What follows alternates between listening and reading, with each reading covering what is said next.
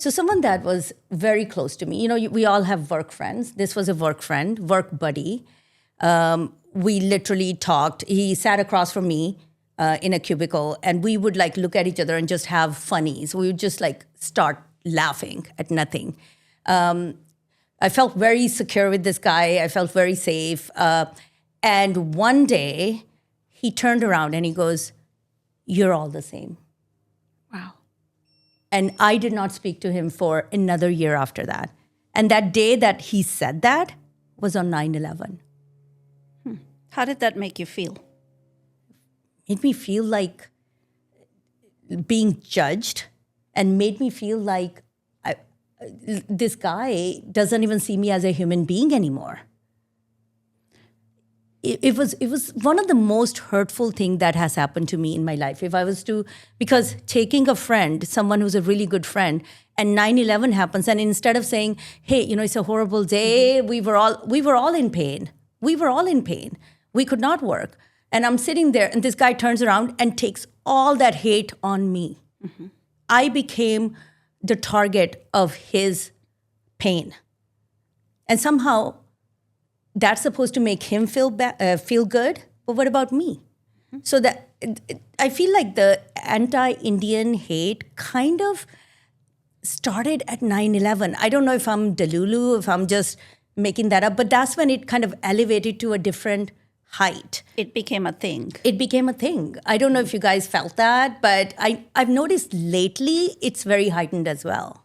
It is. And I'll give you an example of just now, this month in December, New York, NYU, New York University, their library had anti-Indian hate type of graffiti on it, including anti-Semitism and then, the signs of swastika and all that.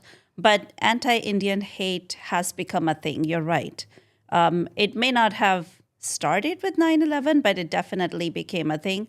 And I feel like now it's even intensified more than what it was at that time. What do you think? I think that when 9/11 happened, there were some still guardrails where people said, well, that's not decent behavior. Mm-hmm. It was being shunned. It was being discouraged. And unfortunately, that kind of hate is what I call the low-hanging fruit. Like people just reach for it, right? Like I want to get my anger out and I'm going to take it out on every brown person that I see that's within my vicinity. And obviously that's not fair to us because we grew up in the United States. We love this country. Mm-hmm. But we shouldn't have to prove it, every opportunity. Every time something negative happens, we have to go out and prove it. And if you remember, post 9/11, every Desi person had to put a flag sticker on their car. Some of them had like 2-3 stickers. Yeah. But I would say this, it was always there. Mm-hmm. Okay. It was always there. It was just right under the surface. It was always there. And if you remember, when I was in college, this was back in the day, this is before 9/11, I had an incident where I'd just taken a final in college. It was my junior year. I'm making a right turn to enter our housing community. Mm-hmm. Okay, we used to live in a townhome community. So I'm making a right turn. There's these guys that were standing at the corner. Okay, these skater guys, they're just standing at the corner. But as I'm making the right turn, I guess one of those guys decided to go, across the street. Well, he hit the back of my car. And here's the thing. The neighbors came out. This is my community. This is where I lived. The neighbors came out almost ready to lynch me, saying, "Oh, you hit this kid. You hit him deliberately. He was probably about 17-ish years old. You deliberately hit him." Thank God for the police that was there because they could see that he hit the back of the car, not the front of the car. So he was obviously at fault. Mm-hmm. But the fact that this crowd was ready to lynch me, this is before 9/11. Mm-hmm. This is these people saying, "Gandhi, go back home, arrest that bitch." All of these like nasty things. And again, these are our neighbors. Yeah. These are people we used to make eye contact with. We saw every day. They said hello to us. But all it took was one, misunderstanding on their part, thinking that I hit this kid, which obviously I did not. they were ready to lynch me. I remember it that was so clearly. bad. Yes. I And remember that leaves so clearly because I remember when the police knocked on our door, I was inside and you had just come in and you said, no, this happened. And you were very like, oh, like no one It wasn't got a big hurt, deal. right? No it one was got like hurt. I talked to the kid. I said, Yeah. "Are you okay? You want me Yeah. to take you to the hospital? You're good." He said, Yeah. "Yeah, I'm sorry. It was my fault." And I was remember over. the knock on the door and opening the door, and there were a couple of police guys right there, and I could see people right behind them. And I was like, what is happening? Why is there a crowd gathered? And It's the like a riot. it was almost like they a were riot. starting a riot. But here's the thing. I freaking loved U.S. history growing up. Mm. I was the AP American history kid. I majored in political science. I loved learning about government. I was going to be a lawyer. After that incident, I was like, I'm not sure. Like, I'm questioning, how people could stoop to that level when I probably know more about the history of this country than you guys ever did. So it really was, it was very extremely belittling when moments like those happen, just like what you told me about the so-called friend who So-called made you friend. feel so small. And I'm sure, Benita, you've already had probably those situations where you've had these trusted friends or people that you knew that just made, in those situations, they just didn't live up to their character. Luckily, not my friends. None of my friends did that because I must be really good at making good friends. But coworkers, going back to 9/11 again, when it started this negativity, a coworker trying to be nice. These are my macro aggressions that are part of it. It's not just always so blatantly as someone ready to, with a mob coming to your house. It could be just the statements people make, right? Like the statement that your coworker made was very much out there. My coworkers, the statements I heard, I'm like, do you not hear yourself what you're saying? For example, this one lady, she said, if they are going, anybody who wears a turban, for example, and your family does, maybe take off the turbans. Now, to me, I just looked at her saying, instead of saying, you know what, we are with you, we support you, this is so wrong. It's like, well, that's happening, so it's your job, you deal with it. Why don't you just take the turban off and shave the beard? So those are also aggressive comments. So comments can be aggressive that way too. Interestingly, I've had also around that time, my kids were still little in elementary school. So I was sitting in, nearby town, which is a pretty affluent town, and we're having ice cream. Just a day out, son and mom having ice cream out there. And this one mom and her son are sitting at the next table, and the little boy comes over, because obviously she coached him to say this. He comes over, and this is in Chino Hills. He comes over and he goes, you wear that thing on your head, the patka, right? He tells to my son, I think my son was in 3rd grade at that time, and so was this kid. And he goes, this is America. You're not supposed to wear that. Wow. And the mom is sitting at the table, and literally her expression was like this. So Right? this is what they're teaching their kids. So she was very proud of her son for going up to my son and saying, because you're wearing that, you're not American. This is America. He's reminding my son, who was born here, just as much American. And so I could see what's happening. And because I saw the mom, and I said, interesting. And, being a teacher, I'm like, this is just a 3rd grader who's having a very bad parenting here. And I'm not going to stoop to her level. So I just said, thank you for coming up to us and talking to us. That's so good that you came up and you talked and you're curious about what he's wearing. Let me tell you something else. America is all sorts of people. It's not just one kind of a person. And he's like, okay, thank you. And he left. So I'm like, hopefully he'll remember that And he versus will. what his mother's teaching him. That you were kind, you didn't yell at him, Right, and you right. didn't retaliate. Right. That was very Exactly. good So strategy. I think I would have had a conversation with the mom directly. I think If was no, in her I place, just I would have been like, no, I ma'am, totally ignored the take your mom. kid I'm like, away. I ignored the mom. Like, I talked to the person who was relevant at that time, the one who was asking question. you actually don't matter. I'm not interested in changing adults. You can't change adults. Adults are who they are, right? So, but I think that brings us back to like, okay, 9/11 environment, but now we're at this modern day happening now? environment and it's happening in a different shape maybe. It sounds different, it feels different, but hate is hate.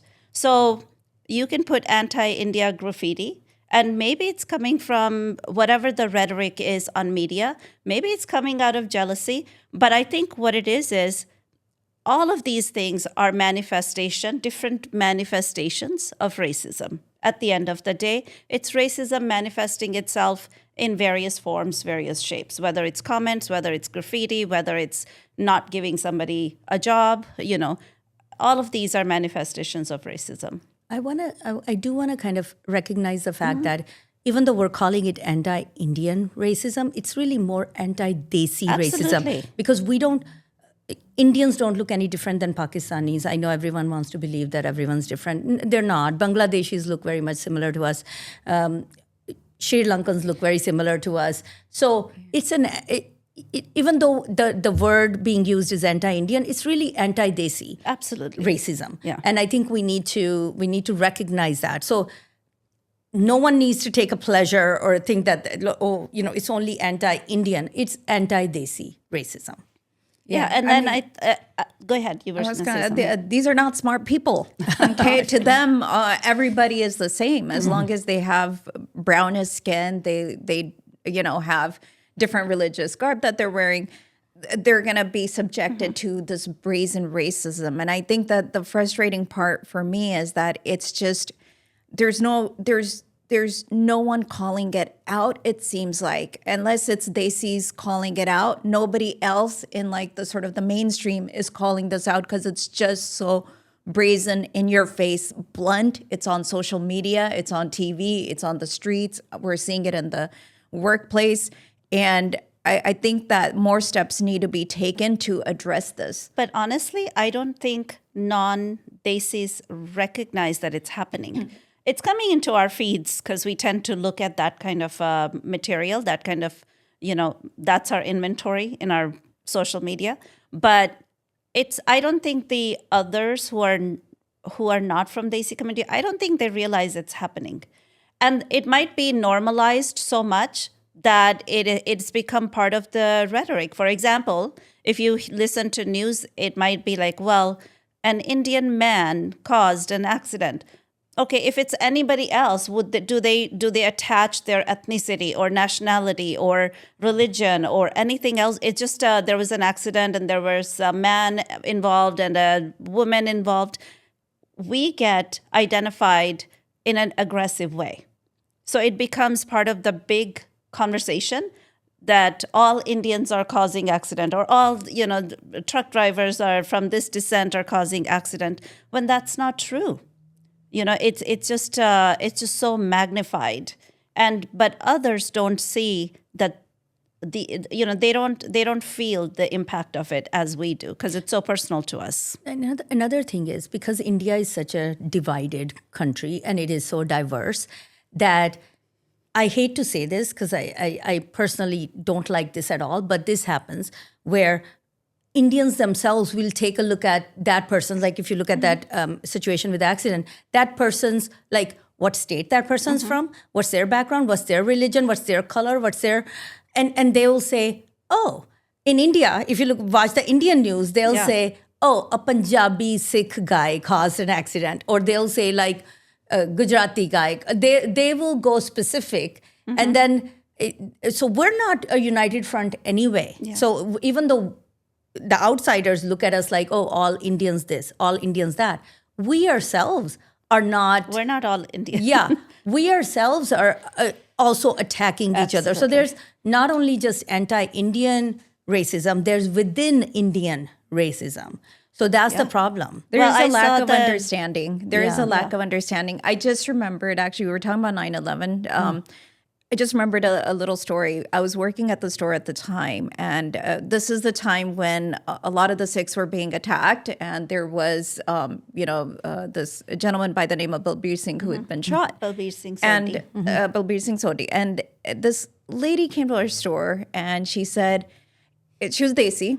I think she was from southern part of India.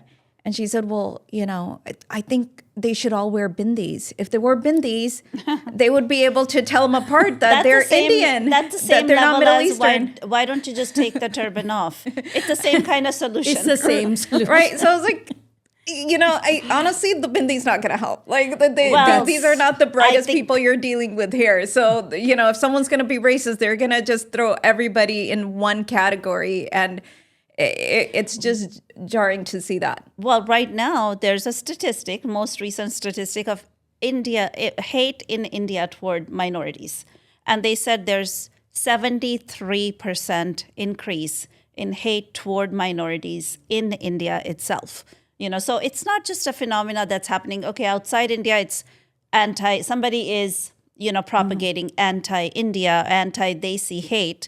But in India, there's also anti-minority hate, which is 73% increase. That's amazing.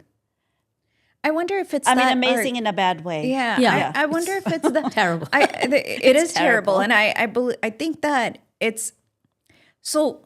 What we have to remember is people always think about like the population in India, right? Over 1 billion people.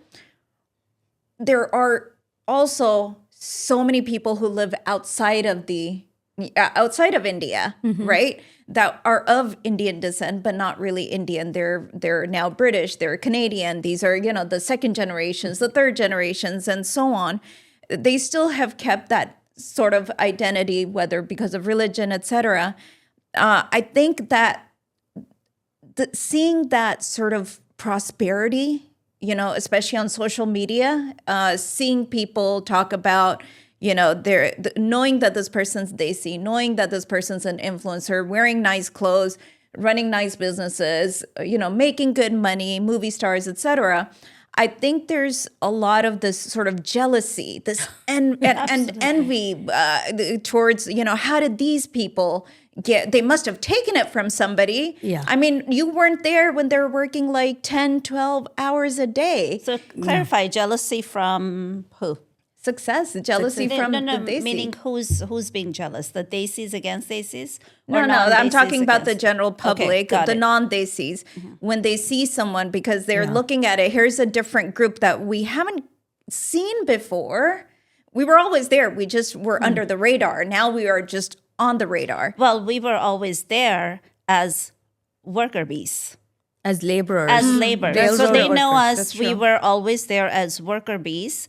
And that should be the norm. And anything outside that makes people uncomfortable. Like how is it that 20% of trucking industry in United States is run by minority people? We don't like that. How is it that they are business owners? We don't like that. So that is what brings out the negative treatment of minorities who, like you said, they work really hard. They don't understand that these people from minority groups have been working multiple jobs. And I always joke about that. Like, that's the American dream. I can have 4 jobs, right? So they're working lots of jobs, lots of hours. And they make something out of them. But now the rhetoric becomes, well, they took our jobs. Well, no, you were here longer than they've been here.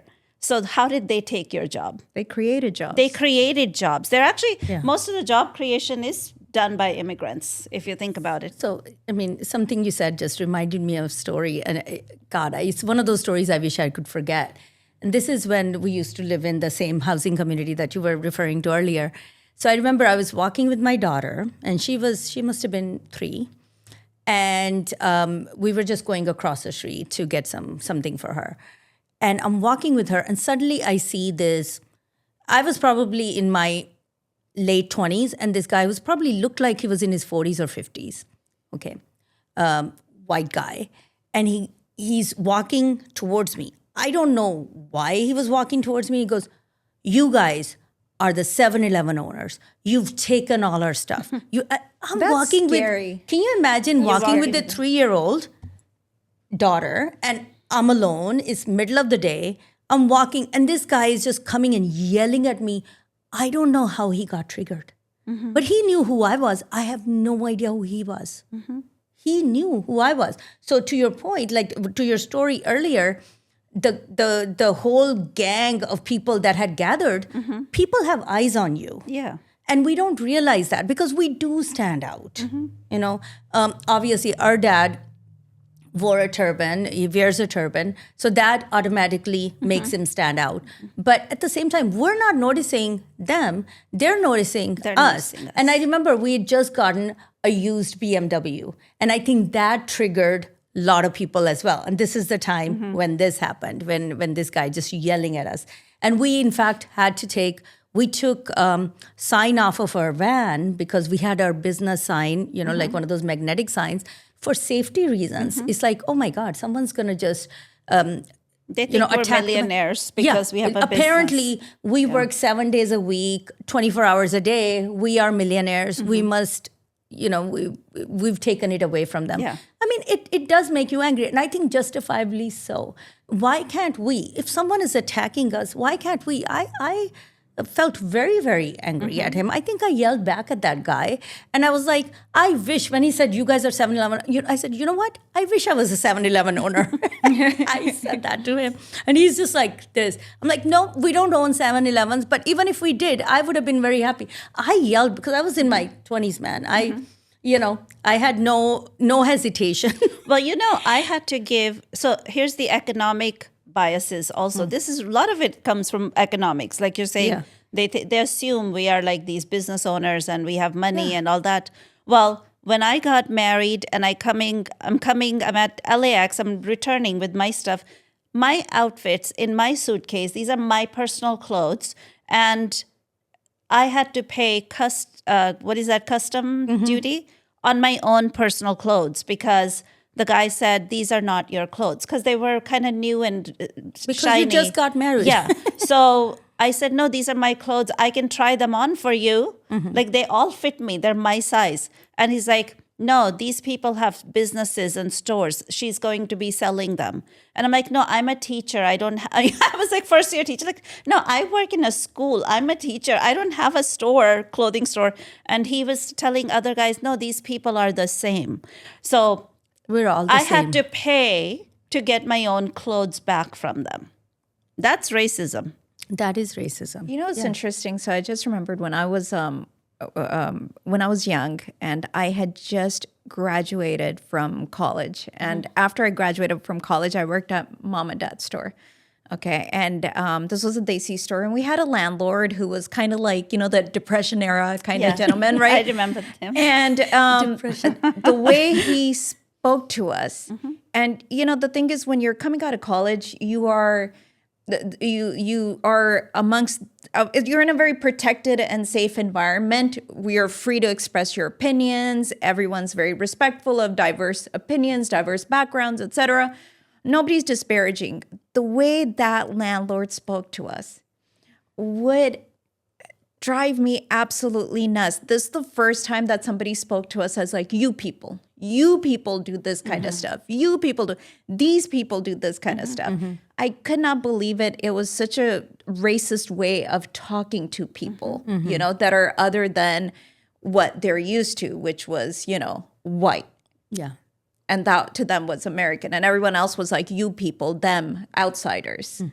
But another aspect of it is that in my career, I've been, you know, often people say like the whites, you know, are discriminating against others, but I have been more discriminated against by other minorities than actually who you would call is the majority, even though California is now a majority state. The people who were of white backgrounds actually gave me opportunities, which is interesting because I don't know what that phenomena is. You know, is it specific to my context only? I don't know. But it was minorities discriminating against minorities. So other minorities were discriminated. And there is, so I did read something. Another friend was telling me about it. She said that's also part of systemic racism because we're trained to be so insecure about our progress that minorities tend to start competing against each other for the same kind of resources that there are. that majority population does not need to get involved in that because they're more secure where they are. So they can say, hey, you come get this position, you come get, but the minorities are not fighting, but that competition, competing for the same kind of pile of stuff there is.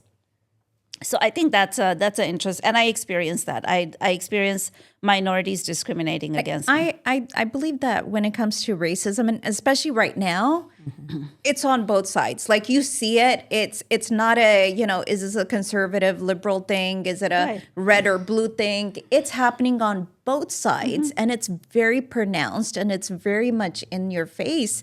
And I think that that's what's disheartening right now is that, like, for instance, people think, well, it's the boomer population or those people from the Depression era, right? Because they didn't get exposed to a wider world. So they have a very limited viewpoint of the world, a limited perception of the world. But when you watch a concert like Tyla's, who just had a concert in Bombay, people are surprised, why are there attractive people in India? And this is happening from both sides, right? These are young people. These are other Gen Zers. What do you mean both sides? Who are saying, when I said both sides, conservative, liberal, like young, old, whatever, it's not of a certain type of person where you're like, here's the image of a person that may be racist, more likely to be racist. This is coming from all sides, where it's like a backhanded compliment. How are there baddies in India? Because all these little videos started to circulate online on social media of these girls that are dressed up, scantily dressed, but like kind of cute at the same way. Scantily dressed. But scantily in a modern, current, young way. Yeah. And they're just having a good time, right? And you have to remember, this is not like a parents' party, right? Yeah, this is a concert it's almost like a Coachella style, right? They're dressed like, how their peers dress. They look like the nice, average, good-looking Indian girls. And everyone's surprised. And there's the compliments or the backhanded compliments, one after another. How are there pretty girls in India? Oh, they actually found the 5 pretty girls in India. That kind of stuff, So they missed out on all the Miss Universes and Miss Worlds that are from that part of the world. Not just India, but that part of the world, right? Yeah. There's a lot of them. So how do you explain that? I think that just explains, like, it's just a narrow-mindedness. It's blinders that they have on, and when they do see someone, I mean, come on, you guys know Priyanka Chopra. She's, a global movie star. There are plenty, like, what's her name? The one who does the cooking shows, right? Oh, Master Chef. You know, she graduated from my school district. Oh, I didn't know that. Okay. Workman High School. Ooh. I mean, these people there are plenty of people out there that have, they're very successful. They're extremely well known. Mindy Kaling, here's another one, right? Extremely well known. Even Nikki Haley. Okay. Even Nikki Haley. Plenty of politicians. And so she's a good looking woman good too. looking. Yeah. Kamala Harris has Kamala beautiful Harris, looks. Yeah. Plenty of them Actually, all right of them. under their Yeah. nose, but not wanting to acknowledge them. And just wanting to have these blinders on, choosing to have blinders on, choosing to make these compliments, these statements. Okay, I'm going to become an educator for a little bit because it's the literature we read. Because think about it. This philosopher that everybody, admires, John Locke, Mr. Racist, who described African, Indians, all of them as, when he went to Africa, he described them in his writing as people who, just like in a very ugly terms. I don't even want to say repeat it. Yeah. And then Indian, same thing. Beasts who need to be civilized. Who else do we read? To our kids, there's animation stories, Jungle Books. Jungle Book by Rudyard Kipling. What did he make Indians look like? These savages, these uncivilized. He's uncivilized person wearing this diaper thing, running around with animals in the wild, who needs to be civilized, right? So Rudyard Kipling also was very racist. Those are the people that we're reading. Winston Churchill, major racist person against Desi community in general, or any kind of non-European community in general. So if we're reading these people and we think these are great leaders or great politicians or great philosophers, that's a problem. Even Nixon, I read the same thing Oh, about yeah. Nixon that Oh, he really? said I didn't know that. he said Something about if you- Indira Gandhi or that- Jawaharlal Nehru, right? He said something like basically something about Indian ladies that Yeah. they're never good looking, Right, something right. like that. So you have these guys who have their perception of beauty. More power to them. You know, They can you think find you're very whoever- beautiful, Nixon. More power to you. But at the end of the day, he's judging Indian women of those times of the 1960s. Have you seen Have you like seen the them? kind of class that Indian women like? If you look at any old pictures, our parent generation. Beautiful, classy women. And this guy couldn't find one that was beautiful, according to him. Well, So maybe this it's is jealousy. I Maybe none of read his the- autobiography. Well, maybe none of the women wanted him, so now like grapes are sour. I read his autobiography, and I think I don't know if I read every page, but I remember distinctly that because being Desi Yeah. kind of stood out to me. He just didn't like Indira Gandhi, and he just was very pro-Pakistan Probably at that time. Yeah, so and he so had to say for him, it was Political just like reasons. the, I like didn't here's wanna- it was actually more sexism than anything, because for him, here's this lady who's trying to lead a country, and he was not wanting to play politics. He thought they should I'm just not- bend over backwards Well, and I'm accept just whatever gonna be he's not saying. mad I'm just about it. gonna be with But I'm Nixon just on saying, that yeah, one. I'm just I'm saying, gonna be personally with not gonna- Nixon on that yeah. one. Yeah. Personally not mad about it, but That is the context. I I remember need- reading. I didn't the want to mention excerpt. her. Right. Yeah. I don't. remember Let's the not excerpt. even mention that name. Yes. But let's talk about something interesting. I think going back to the Tyler concert, I am fascinated because I first of all, like, I had no idea who Tyler was, but all this started showing up in my global feed. movie star. Okay, I did not sorry, know. I'm singer, sorry, pop singer. singer. I just She's found a out South she's from African. South Africa, yeah. right? I mean, she's a beautiful girl, and she is part Indian, first of all, which is great. Oh, You can okay. actually see that in Yeah. her look. I can. You can see the features. I can Yeah. see the Indian in her. A beautiful girl.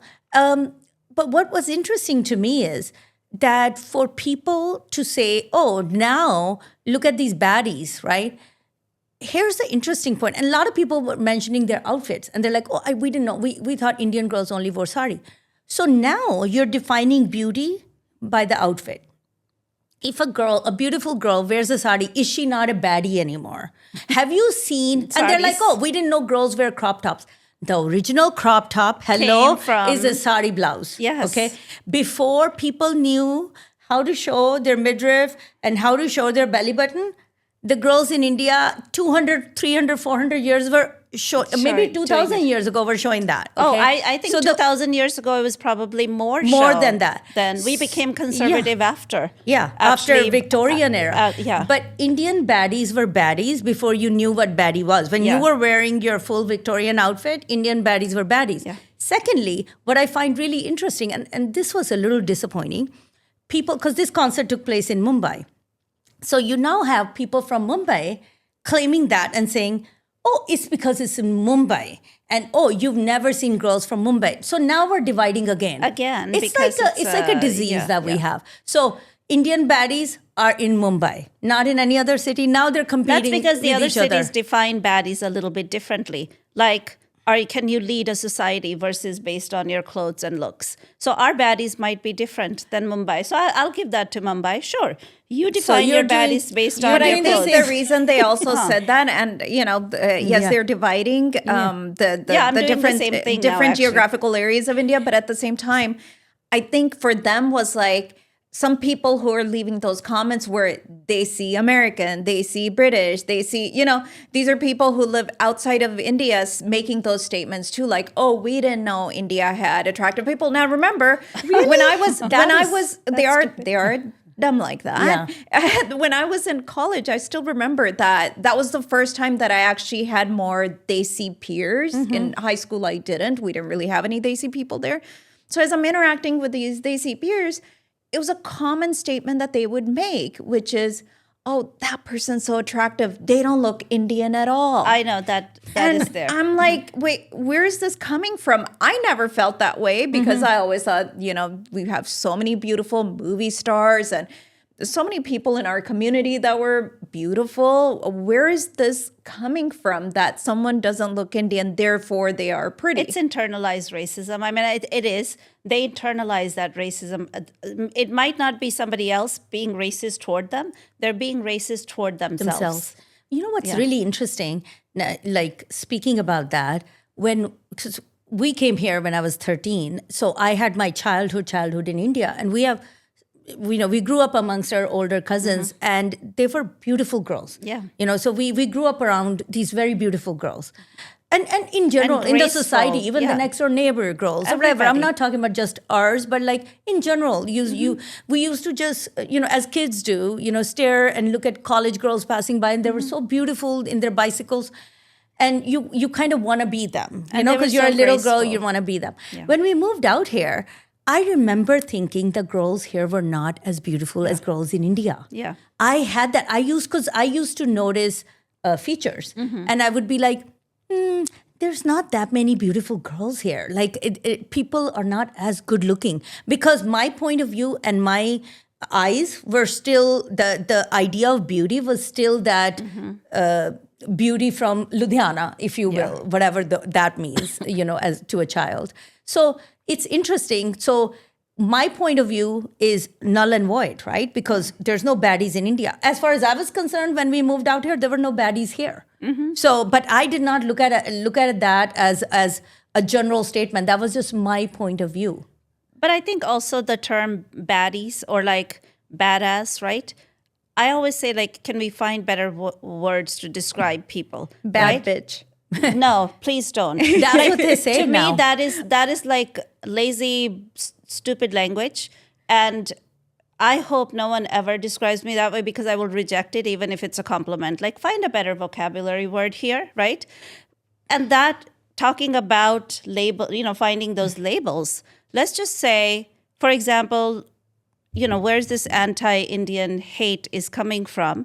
Part of it is also our language. We call certain parts of the world third world countries.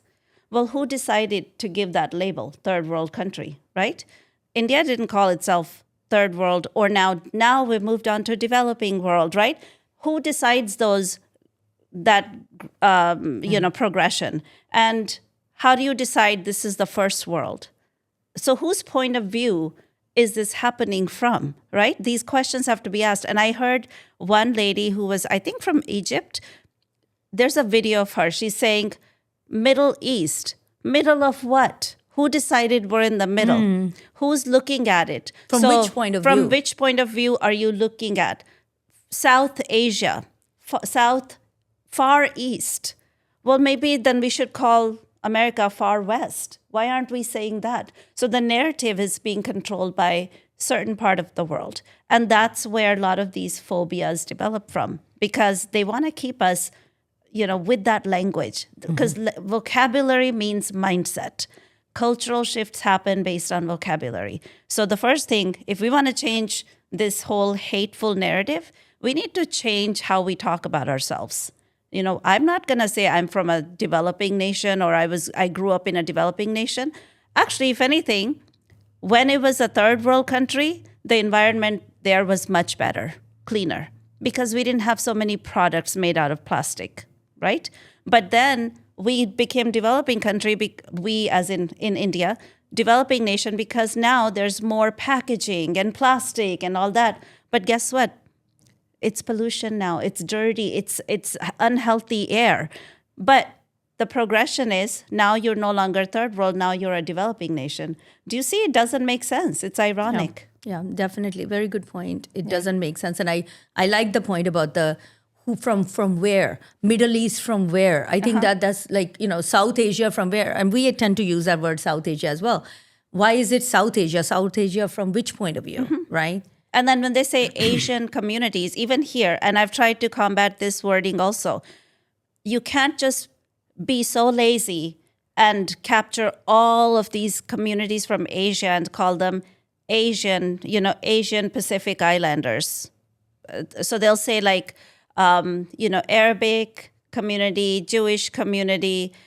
we are all bunched into Asian Pacific Islanders. And it's like, do you know how big Asia Pacific, how many That is different also a countries are lazy there? definition. That Variety is of such a people. lazy way. It's like, okay, all of these European, American, whatever you want to call it, all of these are distinct. You guys are all bunched into same thing. Like they may think Africa is a country, Oh, you're from, so thank you for helping Africa, as if it's one country. So we need to be careful and say, I always say, Asian Pacific Islander and Desi Americans. Add that to it. And it is now, it's APIDA rather than API community, because Desi Americans should be distinct. So I think we have to be able to, because there's a implication to that, very serious implication.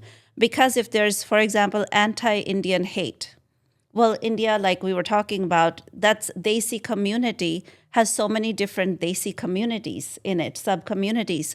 So we have to be able to track who is being targeted of hate, because that community is the one needs to be supported. If you generalize it, then no one's tracking it, And that's the same thing that happened here. When we said Islamophobia, well, Sikhs were like Balbir Singh Sodhi was killed, Islamophobia. Then Sikhs said, but we need to track. You're not tracking us. A lot of the hate that's targeted toward us, we need to be able to identify that it's happening to which community under that broader term, Right. Yeah. So these words and terms matter a lot. That's very true.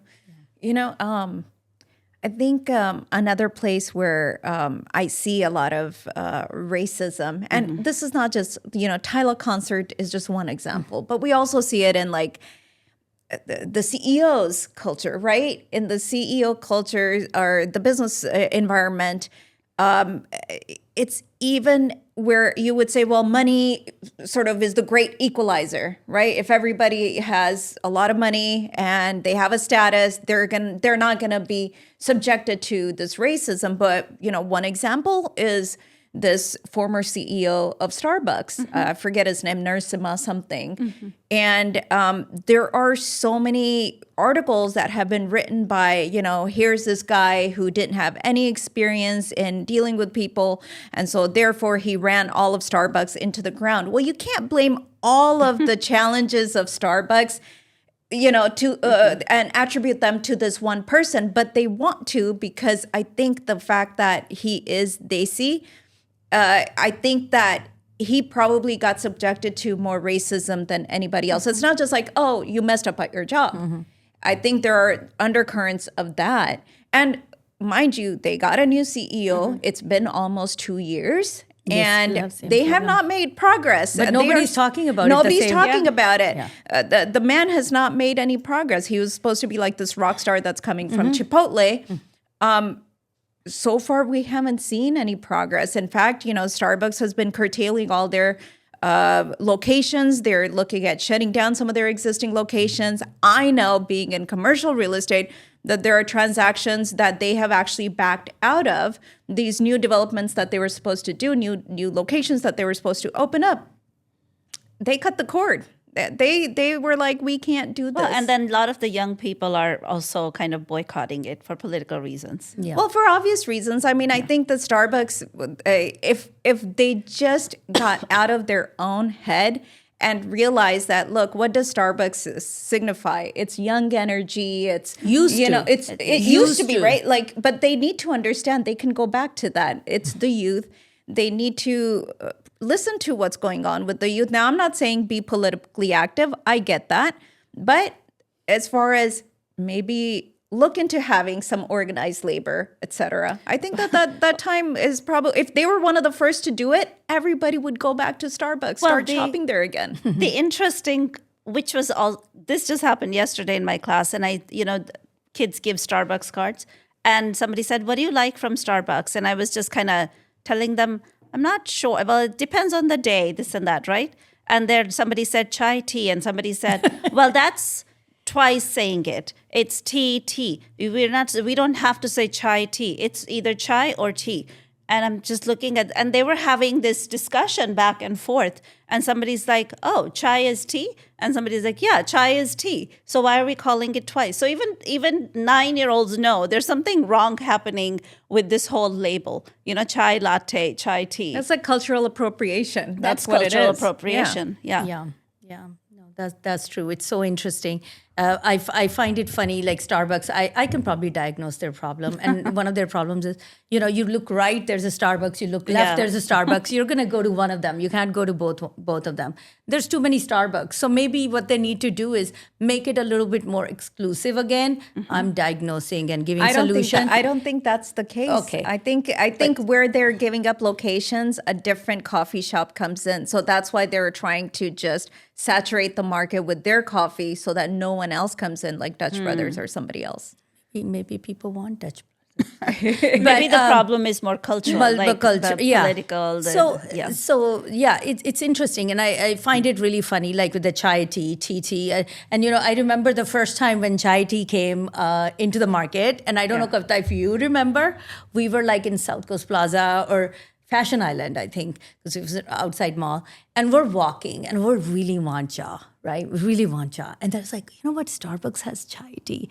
Like there was a new thing, chai latte, right? So we're like, let's buy one, and we'll just try a little bit, right? So We are picky about our tea. we're very picky about it. But that day we would have been like, 50% there. We'll Okay. be there. I remember you taking a sip and me taking a sip, and the whole thing went to the garbage.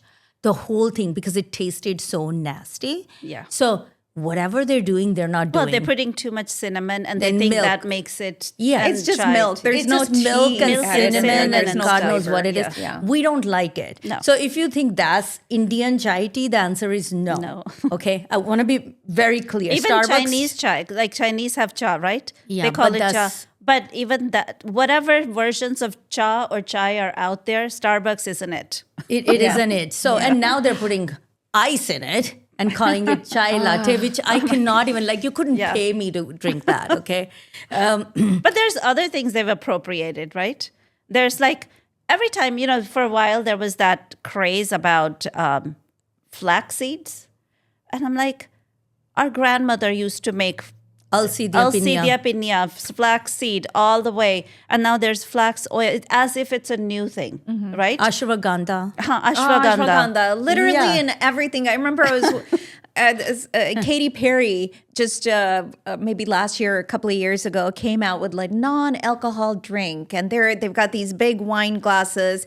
They're pouring these drinks down, and hey, it's got ashwagandha in it. Why? Why? Like, who cares? Like, I think it's why are a you marketing dragging this scam thing? because I think some company probably brings it out to the world, like there's something called ashwagandha and it has these properties, and all of a sudden everybody's like ashwagandha, kind of like another.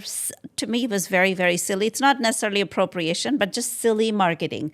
When they grate the cauliflower. No, cauliflower rice. And then it's cauliflower rice, as if nobody has ever grated cauliflower before. They simply renamed it as rice instead of grated cauliflower. They've been trying to trademark some, the Indian spices or Indian rice. I don't know if you guys remember. This was like maybe 20 years ago.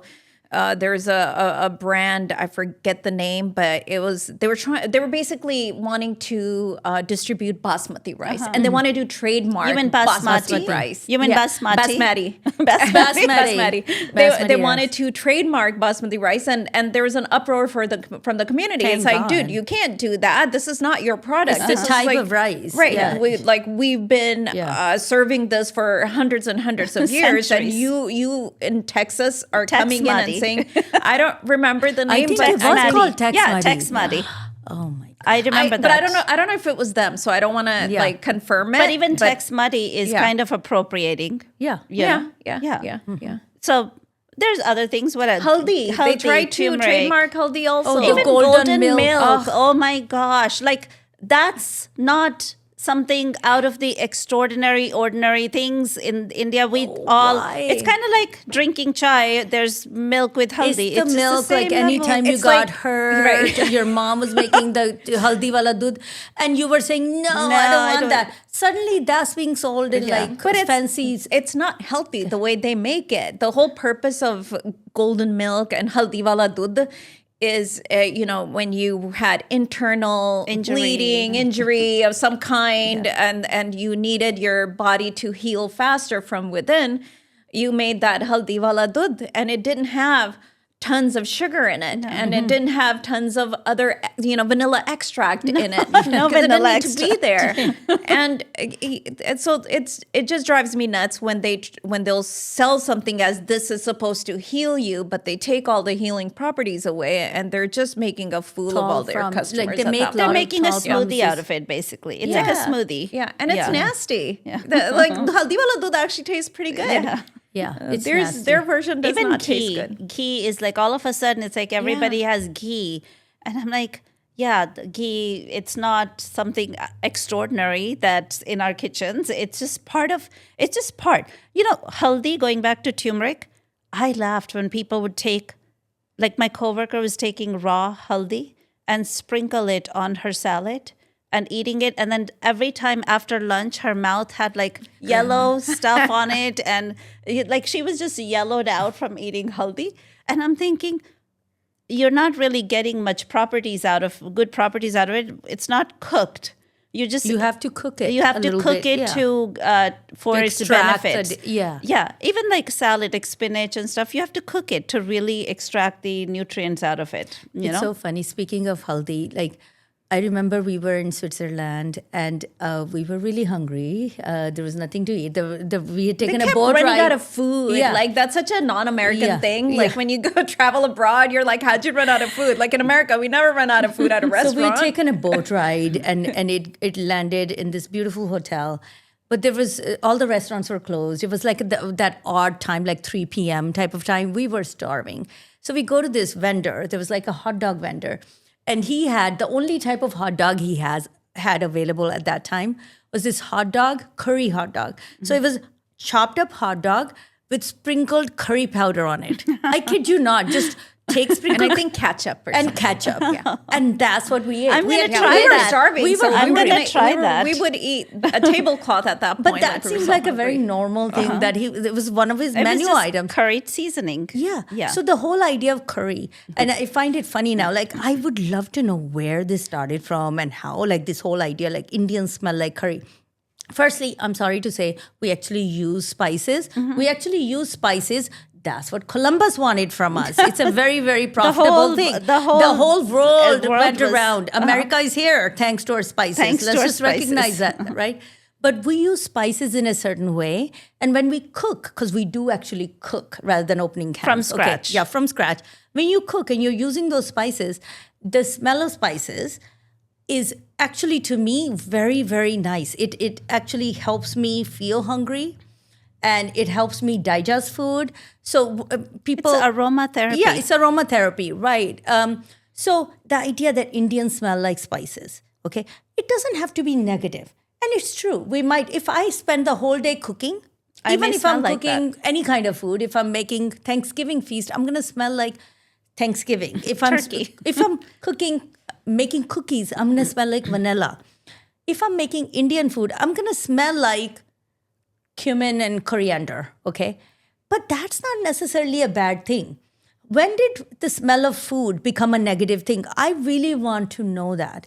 Okay. No, I think they prefer smell of cigarettes, maybe. Alcohol. Smell of alcohol, smell cannot of stand. weed, Yeah. over smell of cooking from scratch. You know, I had a student who brought in Chinese lunch, Chinese food that mom had cooked at home and packed it in a thermos and everything. And he loved to eat. So during recess, even sometimes during class, he opened and he would just like be eating.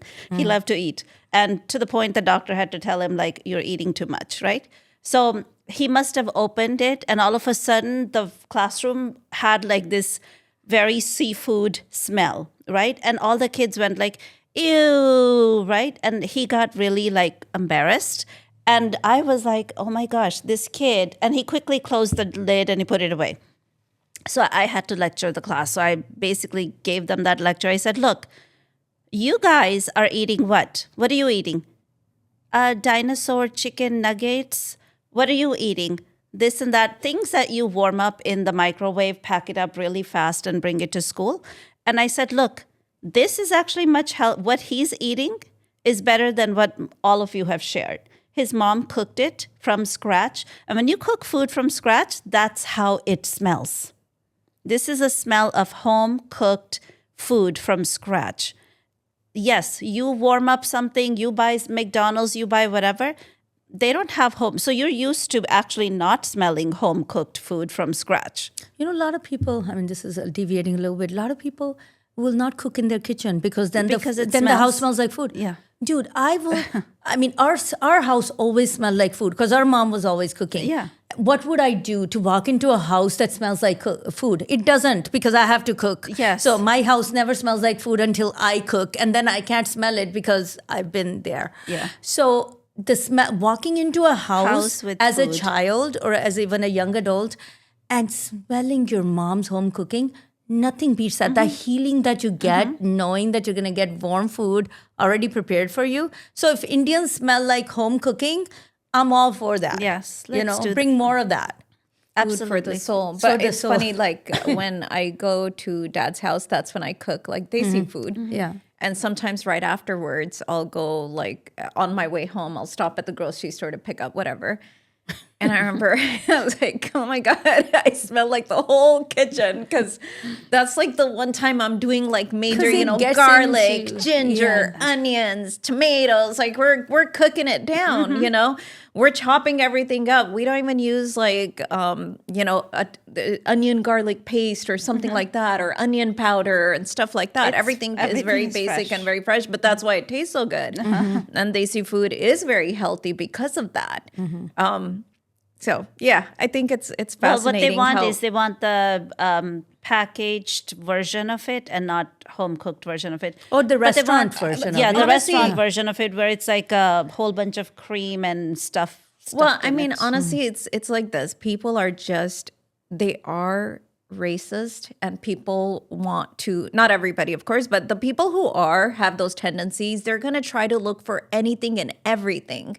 It is the low-hanging fruit when they want to just, if they're upset with themselves that they didn't get a particular raise or they didn't get chosen for some project or another, how are they going to take it out? How is that going to become visible? Otherwise, you're going to see them mistreat other people. They're going to go to the 7-Eleven. They're going to make racist remarks under their breath as someone is, the cashier is ringing them up, etc.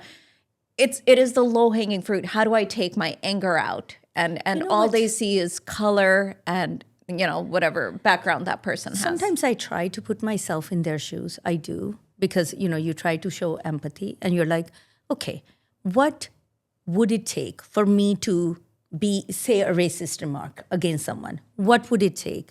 And I cannot figure that out. I can't either. I cannot. And so I find it very interesting. I'm a little bit fascinated just because as a human being, you're fascinated by all sorts of people and things and animals even.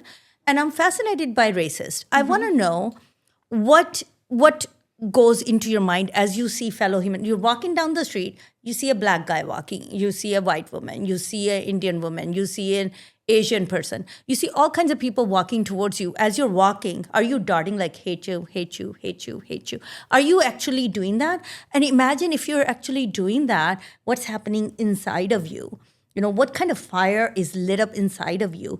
You're gonna be, when you go home, by the time you get home, you either have a heartburn if you're lucky or a heart attack if or you're really not. bad soul. You Yeah. just have a bad soul. Yeah, I well, want you to say do that. have bad soul. I mean, So, they're just. Imagine that. But here's the thing.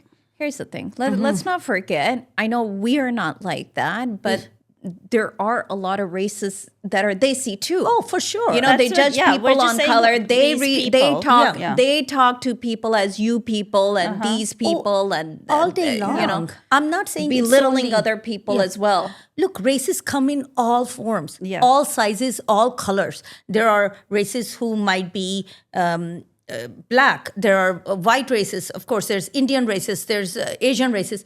You have races. If someone cannot see a human standing in front of them and they only see a woman, they only see a black woman, they only see a 20-year-old black woman, they only see a single mother, they only see that. If they're sitting there and dissecting this person into pieces until they find that one thing that they don't like about this person, that's a racist. That's a classist. Okay. It's a pig-headed person. And it's so sad. What I'm saying is that really the harm is to yourself. It's a self-inflicted pain that someone who thinks in that way has. And I feel empathy, and maybe I feel bad for them because we were never born racist. Nobody's born racist. So something in their circumstances led up to this. This is what they were taught by their parents, by their peers, by their society that they grew up in. By the they think- algorithms that but they follow. Yeah, think- now. But they think they're doing a great service to those who they look down upon. You know, Tell me what I mean, let me be a devil's advocate, and you being, you tend to analyze these things a lot and social things. What do you think they're thinking? Do you have any guess what they're thinking? I always go back to it's not just their mindset. It's not just their family. It's goes far below. It's the unsaid things that are just part of the norm, part of the culture. It's a lot of that. That's why I went back to like, okay, look at the literature you're reading. Look at how we're labeling things. Look at how we're calling. It's how we speak. It's what we read. That wires our brain in a certain way. You know, when you say, I'm going to go to that country to save people's souls, there's a huge problem with that. That is a racist remark right there. And people see that as, this is my spiritual practice. No, it's a racist view. You're saying some people in the world need to be saved and you are going to go and do that job. And so there's the racism right there. You know, so it when we say yes, you are a product of your environment and your the way you were raised. Yes, you are a product of your environment and the way you're raised. I remember I read, going back to what I said earlier, when I read this thing, an old book, like the 1920s. And in that, one of the things that this person suggested, and this was someone very wise who wrote this book, and I can't remember the name of the book. I can share that later. That she said that when you're walking, do this for like 10 minutes. As you're walking and you see people, you just look at them, you smile, and you think in your mind, I see divinity in you. I see divinity in you. I see divinity in you. And if you do that, by the end of that 5-10 minute exercise, you will become divine. You become very elevated, and you're walking on a cloud. Yeah. And so try that. I've done that a few times in my life. And if you're alone, let's say you're a little bored and you're walking down the street, try this exercise. I would encourage everyone to try I tried that. it today, by the way. You did? I did. What? I did. Let me tell you something. So I went to Zumba Did class. it work? I think because I always like to be humble. I think it helped. I don't know. I was. If you say you like to be humble, are you humble? That's a question. I had in Zumba class, there's this lady who literally, like, no matter where I'm standing, she will stand in front of me or right next to me. And she's a little bit like all over the place. Okay. And it's very annoying because, like, I have to stop so that she can. You don't run her over. Yeah. And she comes after, Uncoordinated. like 10 minutes after the class starts. So that's the problem. It's not like she's right there when we start. It's afterwards. She wants to find a little place, like somewhere always around me. So today I made an effort. I was behind her in a row. And I was like, I'm really going to make an effort to like her. Because she did the same thing. She stood in front of me today. So this is why I was behind her now. And I really made an effort to like her. I was like, oh, you know what? I'm going to send. But did it I'm going to work? smile at her. I'm not going to look annoyed. I'm not going to get annoyed. I'm not going to, have negative thoughts towards her. I'm going to be positive towards her. And whatever it is that's causing her to do this, whatever insecurity she has that's causing her to do this, I hope that heals. Like, so I sent positive vibes her way. So I enjoyed myself.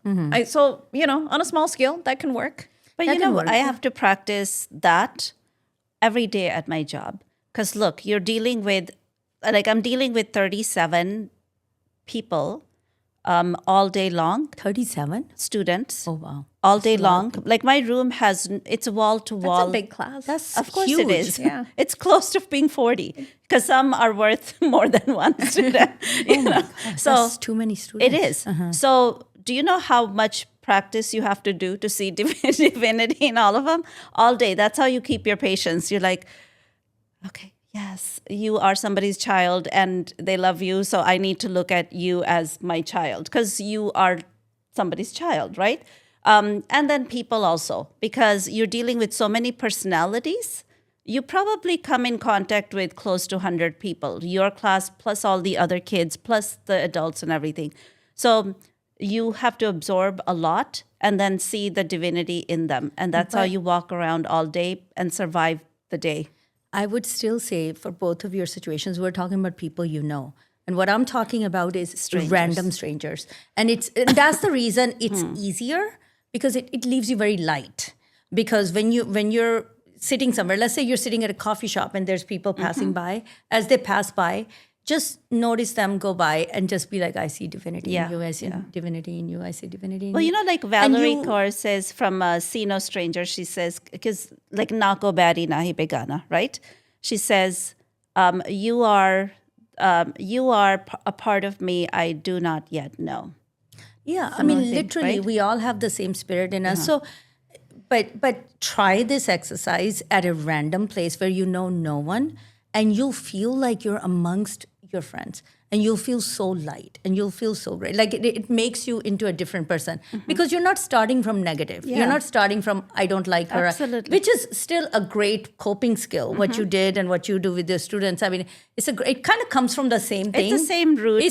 But what I'm saying is like even better for your own self if you're doing it selfishly is to start with strangers. You know what's interesting is that when you meet certain people who you would say will make those public racist comments, leave the racist comments on social media posts or whatever, but you may meet them in person, they say, well, they're very loving towards you. They're very kind towards you because they see you as an exception to the rule. Oh, yeah. Like there are a lot of people like that. I can tell you, I know a lot of people who are great to me, but when they're talking, they reveal that their tendencies are racist tendencies. Yeah. The mask comes off. The mask comes off, but because they you're see you as an exception. exception. Yeah. Like, oh, you're an exception, but you people, like that has surface. So all your I other usually people. when I hear things like that, I'm like, I'm just part of that group.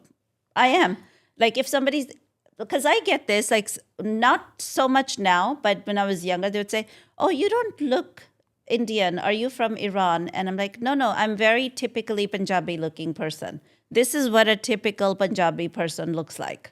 And so like, don't even go there to tell me that I don't look that, I just say, oh, okay, let me clarify. I'm actually in Punjab. That's what people look like.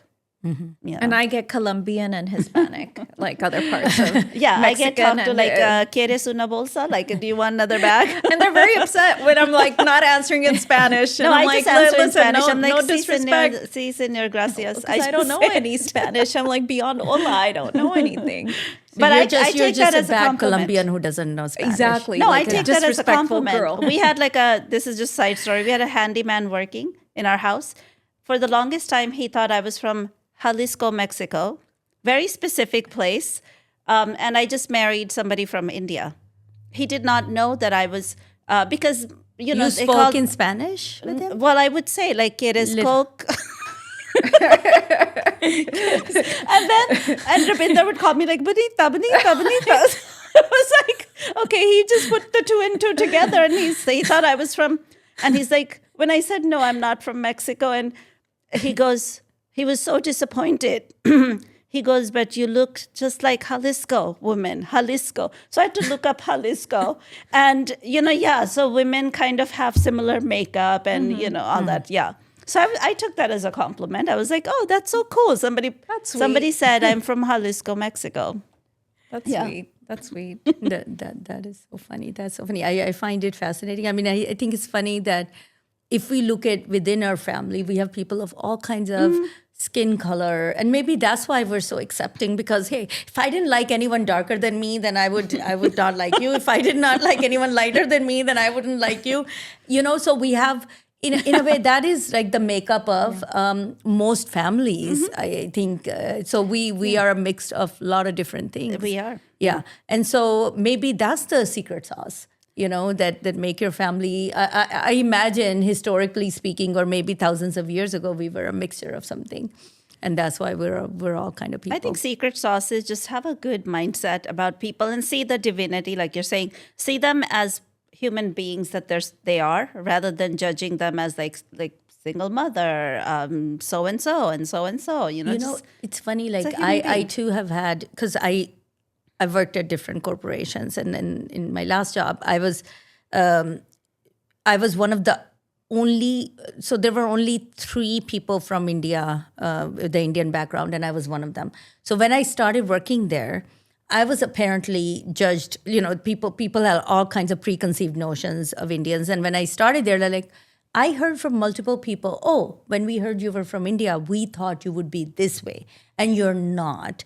So, because that person's, one of the other two's, bad behavior, they completely allocated to the point that he was Indian. Okay, so everything negative that, there was one guy that everyone had opinions about. So everything negative that this guy did, it was because of his Indian, not because he was just a prick. Well, because they He's need just to an find a asshole. label. That's it. They want to label So everything. they labeled him Yeah. that all his problems Are were because of because he's Indian. The second guy, everyone really liked. So they thought he was just an exception to being an Indian. Not that he's good and the other Maybe guy the is an other guy is exception. an So when exception. I came, I kind of broke the tie, right? So then they would say, is it because Indian men are like that? This other guy is, of course, an exception, and you're a woman. Yeah. So this guy is representing all of India because he's negative. What the hell? Like, where is this logic coming from? So they wanted someone to affirm their preconceived notions, and this guy with some negative personality traits did that, so that he was a real Indian. Everybody else was an exception. Yeah. So that's how it goes. That is true. Yeah. That is true. It's fascinating. I just remembered a funny story, if I can share that with you guys from the store days. I worked at the store for probably 15 years of my life and just have stories for days from there, for every occasion, basically. And there was this guy who had just come back from a trip to India, okay? He was white American, and he was like, give me some Indian movies. I can already love hear the Indian movies. conversation. Yes. I want to see Indian movies. I was like, fantastic. Kuch Okay. hota I was like, hai. what kind of movies have you liked? He's like, I loved Lagan. Shah Rukh Khan? I loved Lagan. I would like to Lagan. see a movie like Lagan. I was like, okay, let me think. There's a movie called Kisna. Why don't you watch that? If you guys remember, I think is Vivek Oberoi, Yeah. right? Vivek Oberoi's movie, he watched that. He's like, yeah, fantastic. Give me more. I was like, okay, which one's popular? Which ones do the, like, all the non-desis like? So there's always these top 5, Mohabbatein, Kabhi Kuch Khushi Kuch Kabhi Hota Gum, Hai. right? So I gave him those Okay. Kuch Kuch Hota Hai, all of those movies. He came back, he said, I hated these. And then I was like, really? Okay, so I gave him some more. And then he came back, he said, I hated these too. And I said, well, I'm trying to figure out what kind of movies do you like? He's like, look, the real India. I was like, what real India are we talking about? Yeah. He's like, like Kisna and Lagan. I was like, okay. So you need to see Indians in a loincloth. That's real India for you? Like a don't Jungle know. Book. Jungle Book. I He wants to- never, ever confronted people or, was confrontational with people. But this guy really rubbed me the wrong way because I could see what he was trying to get at. He couldn't say it. He's like, the real India, people in loincloths. That's what in you the want to village. see. So he wanted to see people in villages. Or just the poverty. Poor, poverty. Yeah. he struggling. And look, there's variety, Yeah. but you can't just say that there's only that's real India and the rest of it is not real India. Remember Munna Bhai movie? The person from another country comes and he's taking pictures. Like, I need to see real India, and they're like, they kidnap him because they're gang. They're like, we're gonna take you to real India. So where did they take him? They beat him up and I think they stole his things. And they took him like that Tobi Khat or something, right? So let me show you real India. And Yeah. he's wearing like Hawaiian type of shit, like a typical tourist attraction, right? And he's carrying a whole bunch of cameras on him, and like, I need to see real India. I think was that like after Slumdog Millionaire came out, maybe Munna right around Bhai? that time. I think Maybe. maybe around Munna Bhai Maybe. 2 was probably Yeah. around Yeah. that time. Yeah. Because that's when they're like, that's real India. But the problem is that's not the only India. There's like a variety of India. Just like in any country, you're gonna have the good, the bad, the That's Yeah. like someone challenges. saying the real America is only the cowboy movies. Cowboy movies Or are like real Skid Row. America. Or Or Skid Like, Row. welcome to Skid Row, Yeah. or real is Skid Row and not the other. Exactly. Yeah. You know, speaking of which, the Tyla concert, what I really appreciated was that there were so many women of like Black American women that came out and called Defending. out the racism. Yep. There was a lot of women from different parts of Africa that called out that racism. And they said, this is unacceptable. Like, you guys are just really showing what limited ignorance that you guys possess. But I'm not surprised they did that, because there's a poll by Pew Research, which is pretty credible polling. They looked at how do different countries perceive Indian specifically, rather than just Desi broadly. And if you go to like South America, like Argentina, Brazil, and all that, its negative perception had more scores. It was more negative than positive. But African countries, it was more positive than negative. Starting from United States was positive by 1 point. UK was positive, even though media makes it look like it's not.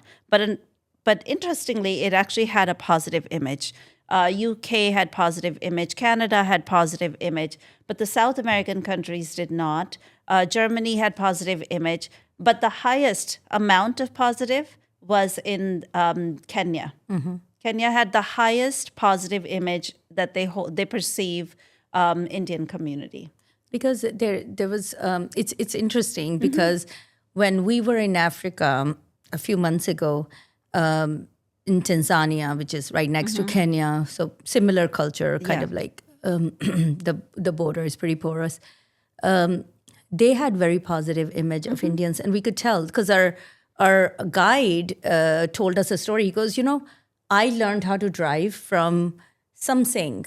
And he goes, yeah, he owned a lot of companies, but what he would do is he would give healthcare for free to his employees. Yeah. And he goes, if somebody needed to buy a house, because these economies, especially when he was talking about like 20 years ago, 30 years ago, they were very underdeveloped economies.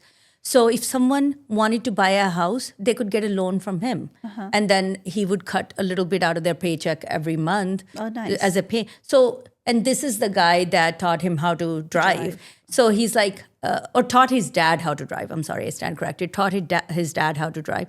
So they have, because Indians, when they went to Africa was pretty much not you can, I don't want to call it backwards, but they were not modern in their It was an economy. industrial They were not revolution. developed in their economy.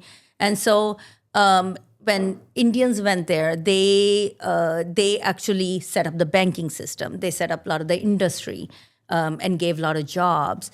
But they did it in a very positive way. So I think this would be a really interesting case study of immigration from India to Africa, and how were they able to make such a positive impression on the locals? And the locals don't. I've also heard from somebody who used to live there. She was from Australia, and it was co-worker, and her husband was working there and she said she hated it that the European bosses, like Australia, England, etc., they would call their workers like boys, and these were grown men. And she did not like that at all. And she would tell her husband, like, why are they calling them boys? They're like men, right? And he's like, yeah, this is so wrong that they do that. So I think maybe Indian diaspora didn't treated men like men. Let me give you a loan. Let me. So it's a different way of treatment where they view Indian diaspora more positively, maybe. I think there was maybe, I don't know for sure, but I think that there was some kind of relationship or something between the two countries, India and like Kenya at that time, where if you remember, one of our uncles who used to work for the government was actually sent to Africa or I think it was Kenya in particular, to set up some agriculture system or something over there. He worked from the World Bank, I think. Yeah, he went. So I think that there was some relationship because there. both of those countries were under Britain. Yeah. So there was that. They were both Commonwealth. colonies of Britain at that time. That's why the immigration was so easy. And I don't know. I don't want to claim to know, but I'm guessing that there was a little bit of that interchange where they needed something set up. Oh, okay, we know India has these expertise or engineers, and bring them there. Yeah. So a lot of the families live there. There's still a lot of Indians there. Yes. Yeah. And what's interesting, speaking Like of Trevor respect, Noah, right? He talks about that. Yeah. I mean, when we were in the middle of safari, they always had rice and dal. In every meal, that option existed. And to me, that's a sign of respect as But well. they 'cause also know consider that that there's vegetarian African food. Yeah, They food consider is that- very intermingled. Right, over but there. like the that's- roti, right? They have roti also. But that was, to me, a very good sign of respect because they knew a lot of Indians that come are pure vegetarians. So they would always have that option in every meal. Yeah, Sign of respect, in my opinion. I think so. Yeah. I think there's a lot to learn from going to countries like that. I think people who are racist that judge people on their skin color and what sort of like their traits based on their skin color. I think people like that should instead of for someone who does a hate crime, I think they should be sent to. Maybe send them to India. Maybe send them to a country in Africa. Like a do host a study family. session there. Yeah, a study session there where they learn to be humble. And honestly, these are people. They're just filled of hate. All their aggression and everything that's pent up. They attribute it all to this one group, and it's usually the group that's sort of emerging, Successful. it's successful, and now is starting to be more visible. That's who they're going to attribute all the problems in their life to. And the success comes with a lot of hard work. I want to make sure that we highlight that because success is not given to anyone. We're all starting, we all have our struggles. Indians have struggle. I mean, we think about the immigrants, most of the immigrants, the circumstances they're coming from. These are not ideal circumstances. And when they come here, they've sold everything they've had. I mean, most immigrant family, not just Indian, but most immigrants, they come with zero default. Like there's nothing There's to no go going back to. back. Yeah. There's no going back. You've literally sold everything you had to buy a ticket here. And when you're here, then you have nothing else to lose except to work very hard to give up all of your time and effort towards that. And then the kids too. And there's studies that have been done where the first generation of immigrants is very successful. That cycle breaks, that success cycle breaks in the second generation. You don't see that same amount of success because that I have nothing to lose attitude is gone. So it's a phenomena that America has benefited from because that immigrant that comes in with nothing to lose, that is going to be your hard worker. That's going to be someone who invents something. That's going to be someone who has something to prove to themselves. I think there's this assumption that the immigrant that's coming in, this is their only sort of struggle. What they're not taking into consideration is some of these immigrants coming in are already a minority from the old country too. It's not like they had the red carpet treatment back home. They're escaping something. They're coming in for a reason. They're escaping something. And so they're coming here. They're starting from zero. So there is, especially when it's like the South Asian community, there's this assumption that everybody just had, these fancy mansions like the Ambanis back home. And that's not the case. There are a lot of people that are escaping that situation to come to the United States to now finally have what it seems like a level playing field and start their life and start their careers here. And they're still having to, they have a responsibility of not just affording life here. They have a responsibility of family back home as well. That they have to support. That they have to support. So it might be there's, somebody's little sibling going to college and they need to, the parents are like, send us the fees because we don't have it. You want your little brother or sister to go to college, you send it. So there's a lot of that responsibility. Or your own children's school fees, whatever, parents' medical care. There's a lot that they're responsible for. So no wonder they're working multiple jobs. It's incredibly ignorant of people to always see like a South Asian bloc as a monolithic group. There are so many variety of us with so many different backgrounds and so many different stories that, even when you see people in politics, these pollsters, they'll be like, yeah, South Asians will be like this. And then they're surprised when they don't behave that way. It's like, no, well, we're not monolithic. It's just incredibly ignorant of you to not take into consideration all the different backgrounds and attitudes and the variety that we have over there. No, I don't want to take for granted that the fact that we are not without fault. When I say immigrants, or I want to speak specifically about South Asian immigrants, we do have, it's been in the news, like I think it was Vivek Ramaswamy, he said some things that were like so negative about kind of praising himself and the community, and then kind of saying, well, he said something of prom. We don't focus on going to prom. We don't focus on playing sports. We only focus on studying. Speak for yourself, mister. Well, that's kind of like Zarna Garg is feeding into that, like, no, there's no fun. You're only going to study so you can go to college. And it's the same kind of rhetoric. Yeah. So it's very loose rhetoric because America, we like to, yes, we want to succeed, but at the same time, we also want to have a life. We want to have fun. We want to have fun. And Californians, I don't know if it's good or bad, but we have that reputation of like, we're laid back, we're chill people, and we like to have fun. We like to enjoy our life. We don't just want to be study all day long. Yeah, the behavior of those two, it's kind of like, thumb in the eyes of the general American public. And when you do stuff like that, everyone's going to assume that this is how Desis are. And that's the unfortunate part. Yeah, that's the unfortunate part, that they think, well, then everyone in that community probably feels the same way. And that is not the case.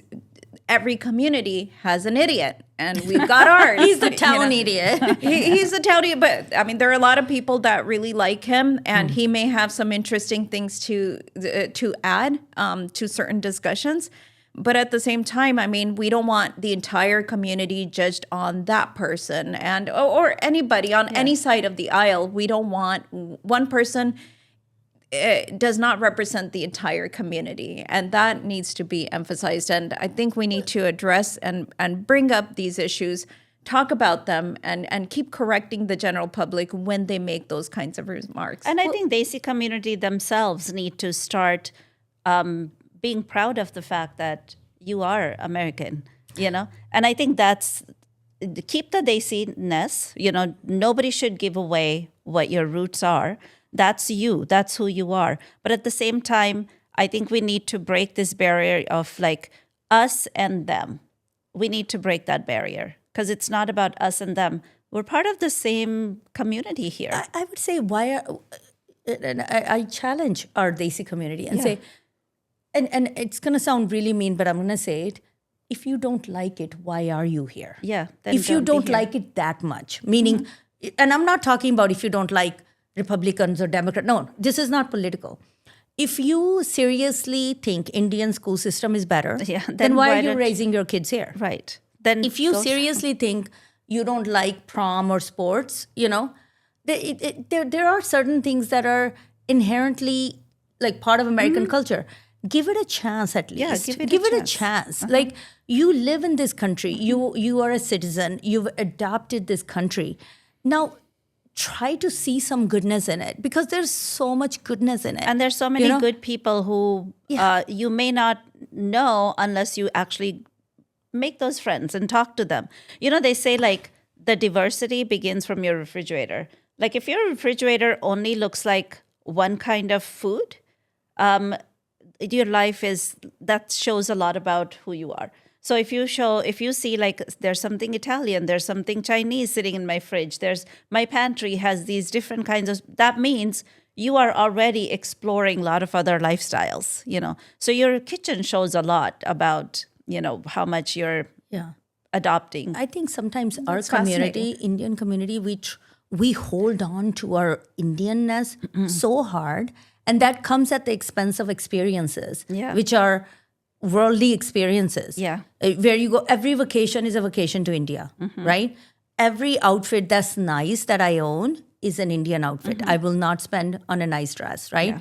So either I have sweats and just jeans or something, or I have nice Indian outfits. Those are the people, when they go to parties, American party, doesn't matter, they're wearing a sari because they don't have. And what I would say is, imagine if an American or an English or whatever went to India and decided that it doesn't matter if they're going to an Indian wedding, they're going to wear their ball gown, You would expect them to wear Indian sari. So if someone goes to an Indian wedding, you know what, go and invest in an Indian sari, borrow it, whatever. If you're going to an American event, it's okay to wear an American outfit. It's not going to take your Indianness away. But I think we also confuse non-Desi people, because now they're confused. Like, am I being disrespectful if I dress up in a sari for an Indian event? Is it cultural appropriation? So my friends have actually asked me that, like, oh, but if I want to wear this, but would this be considered cultural appropriation? And I'm like, no, cultural appropriation is something different. It's like, I'm going to walk down the aisle on this fashion, red carpet event, or walk down that runway, and I'm going to have a turban on or sari on, but I'm not going to pick anyone from actual Desi community. I'm going to have some totally unrelated person to that culture modeling the clothes for the Desi community. That can be, or for the world, that can be considered cultural appropriation. Or like taking the scarf and calling it like Scandinavian new style or something, right? Okay, that can be Kolhapuri chappal, right? That's cultural appropriation. But I told them, I said, if you actually wear a lehenga or a sari to a Desi event, people are going to love it. They'll appreciate They the would actually effort you made. appreciate the effort you made. That's not cultural appropriation. So I think we've again, it's these terms that are really confusing people as well. You know what is the biggest cultural appropriation, in my opinion, is yoga. Yoga is huge. Yoga is a huge cultural appropriation. Not that I'm saying, hey, it's beneficial to your body, to your mind, to your soul. Do yoga. Everybody should do it. Okay, if you want to do it, do it. It doesn't matter what your color is. But if you attend a yoga class, which I'm sure we've all had the pleasure of, and it's like, okay, boom, here goes the leg, here goes this is this asana, this is that asana, and they've made up names like downward dog, right? I'm sorry, I know that's not a name of any asana. There's no kutta asana. So they've made up these names that sound very obnoxious. And then if you attend some of those classes, you'll have, of course, what is a typical, if I say a woman who does yoga, what comes to your mind? Even a white lady wearing a Lululemon Stanley cup. Stanley cup in hand, here she goes, right? So the classes that are done, they totally have disowned or done away with any of the soul part of the yoga, any of the grounding part of the yoga. You go to yoga class and it's like, okay, leg in the air, this way, that way. And do you have certification from this particular group to be able to practice yoga? Like, who the hell are you? I'm a certified yoga teacher. No, I would like to like take yoga lessons from someone who's in the Himalayas and doesn't even know what certified means and doesn't even know how to write a word of any language. And downward dog is not part of their vocabulary. Because I remember getting very irritated. I was at a yoga class and this lady is like, do this, do that. Like it was like legs in the air. That's all I remember. Legs in the air all over the place, right? And really fast paced. And I'm going, why is this so fast paced? It's like aerobics. What are we rushing? Yoga is supposed to be, it's like you ground yourself and you actually take pause in each position, to let your body kind of catch up with you. And I never attended that class again because I'm like, no. But that's one thing where it's been highly culturally appropriated. Well, I attended one yoga class and I never went back to that either. Is when she would, from Pandora, she played music and she's like, this is meditation music. You know what song it was? Oh my God. I'm sitting there going, this is not meditation music. I would love to know. Sura Chidiyan. I'm telling you, I was like, everybody's like, right? And I'm like, this is not a meditation song. And I couldn't let go of that because I'm listening to Sada Chidiyan Chambave.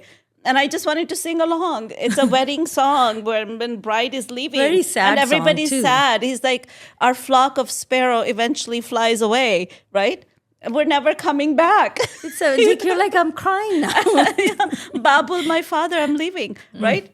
And you're supposed to be like peaceful. So it's just, it's weird. And there was another thing also when they don't understand, but they're trying to make it, compatible with that culture, but the cultural competence of the instructor isn't there, right? So I'm in an international kind of a workshop.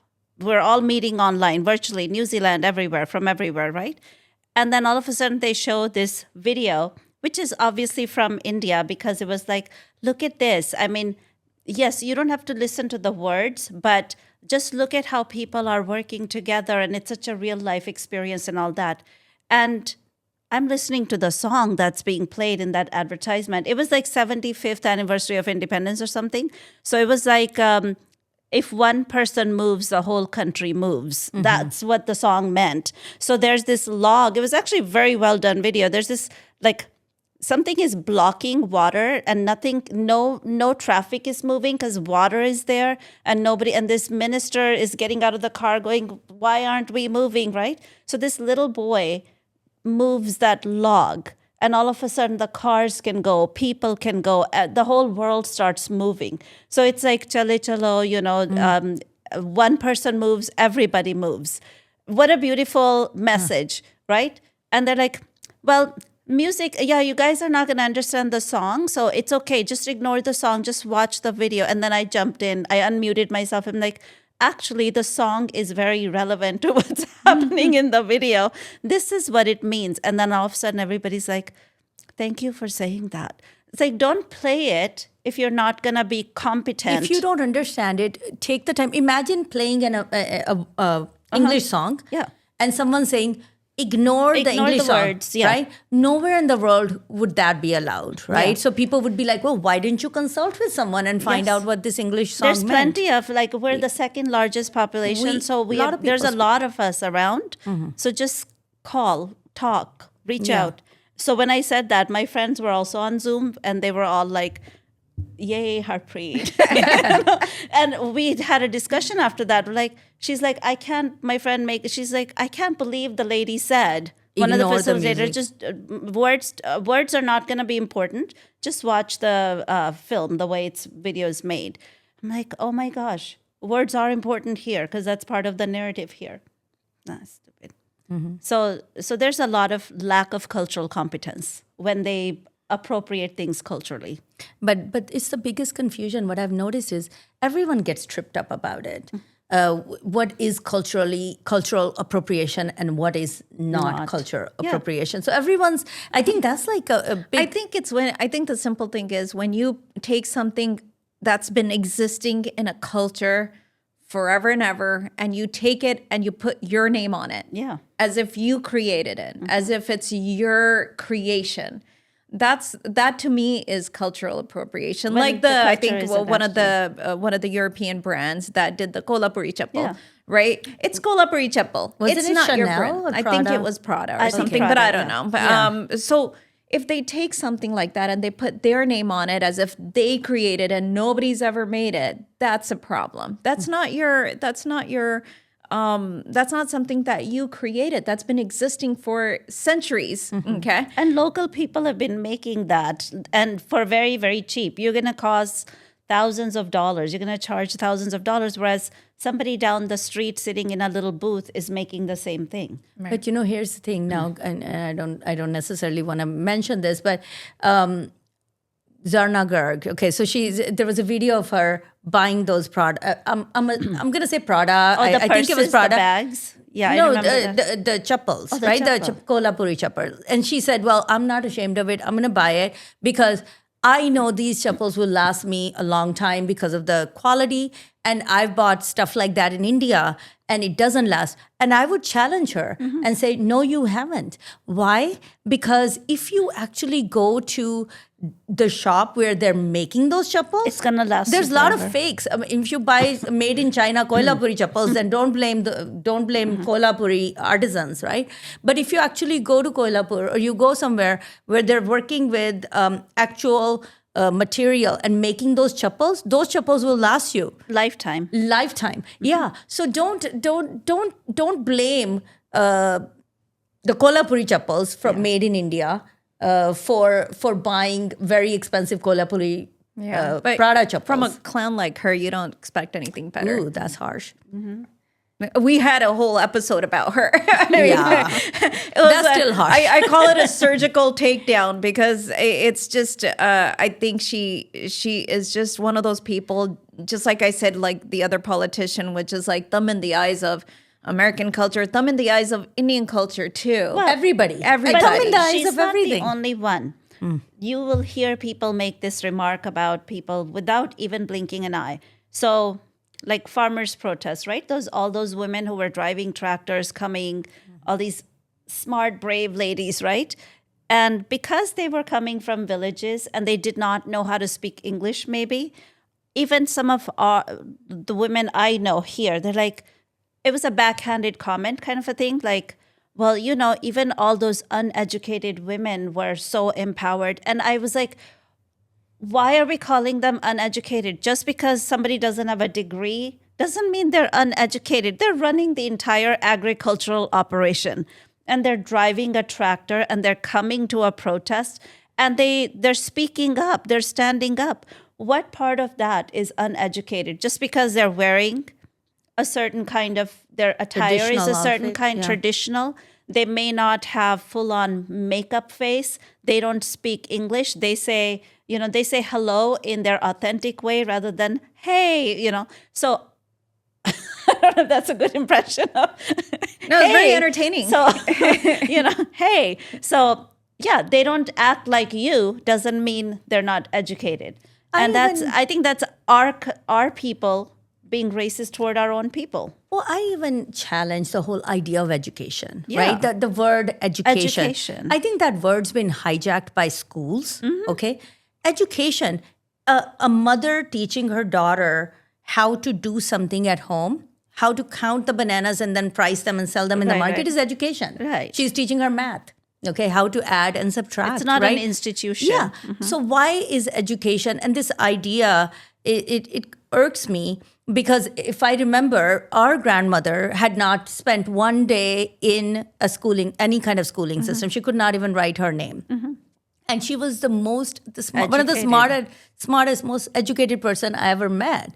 And just because she didn't get educated in the schooling system doesn't mean she's not educated, and doesn't mean she doesn't. I bet you if there was a way to give her IQ test, she would have rated very highly. Well, I've even debated that at my school because when my kids were little, we went to, if we went to a vacation. So like, let's say I took them to Spain, for example, and they're like, that's a lot of days of absences. And I was called in, like you would call in a parent, like your child has been absent a lot. Because I was more like, we have that event, so we're going to take a day off and go because we don't get holidays like other cultures get their holidays. We have to take days off and enjoy our traditions, right?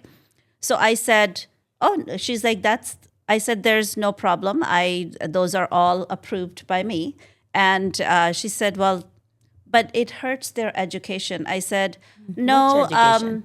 I'm not focused on going to school. I'm focused on giving them education. So all those experiences are very educational. And so you're talking about school as this setup. I'm talking about education. And then after that, I mean, obviously, you know. Truly educated person is a wise person. Yeah. You know, it's a wise person. If you've ever listened to Sant Maskin Ji. Oh my God. And so sometimes there's like, aside from the Singh deeper Maskin. Sant Singh Singh Maskin. Maskin Not Ji. Sant. Oh, sorry, He wasn't Sant a Singh. Sant. Yeah. Okay, Sant He Singh wouldn't Maskin. like being So called that.